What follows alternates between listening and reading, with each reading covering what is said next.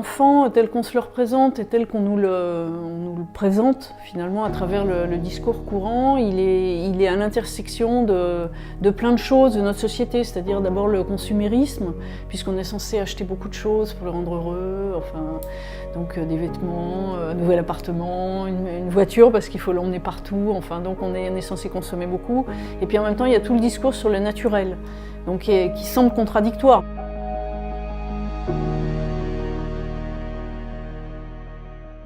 Oui, ça fait partie des choses qu'on dit aux gens qui ne veulent pas avoir d'enfants, c'est qu'ils sont des égoïstes parce qu'ils refusent de s'occuper des autres. Ce qui est évidemment ridicule puisqu'on vit quand même dans un monde surpeuplé, donc je pense que les égoïstes sont quand même beaucoup les parents qui décident d'avoir des enfants. Puisqu'au fond, personne n'a besoin de nouveaux enfants. On se dirige vers 10 milliards d'habitants sur Terre, je pense qu'il faut aussi... Mais en même temps, je trouve c'est très drôle de pouvoir dire en effet, moi-même, j'étais très égoïste puisque j'en ai 2. Je revendique tout à fait mon égoïsme total.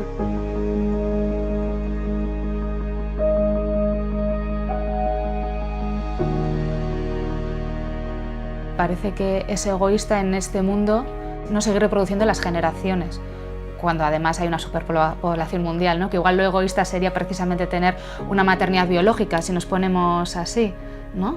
Y igual lo generoso sería, bueno, pues tener una maternidad, pero adoptiva. Si nos ponemos un poco tan extremistas, podríamos responder en ese sentido.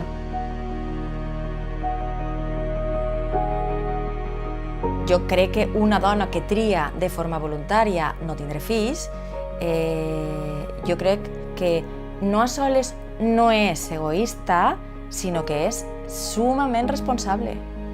El que ens sembla egoista és la postura d'una dona que es veu forçada per la pressió social o perquè pensa que el seu estatus en la societat serà millor o serà més respectada si té fills, fins i tot pensant que la seva gana o la seva voluntat de tindre fills no és verdaderament autèntica o a lo millor sense estar segura de si podrà cuidar-los i atendre-los de la millor manera possible.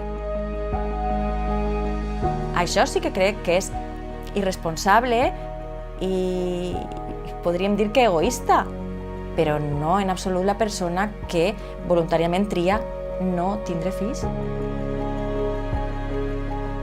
Sí, sí hay muchos juicios a las mujeres por decidir no ser madres, ¿no? Y hay muchas que o deciden no serlo o por otro tipo de cuestiones no pueden serlo o lo son pero habiendo adoptado, que parece que se nos olvida a veces, ¿no? Otras opciones más allá de la maternidad biológica.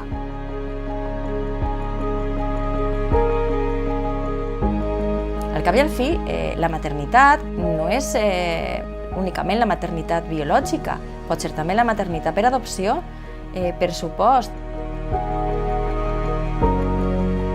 La importància de la maternitat no és el fet de concebir, gestar i parir un fill, sinó realment el fet de decidir que vas a dedicar part de la teua vida a que una altra persona siga persona, no?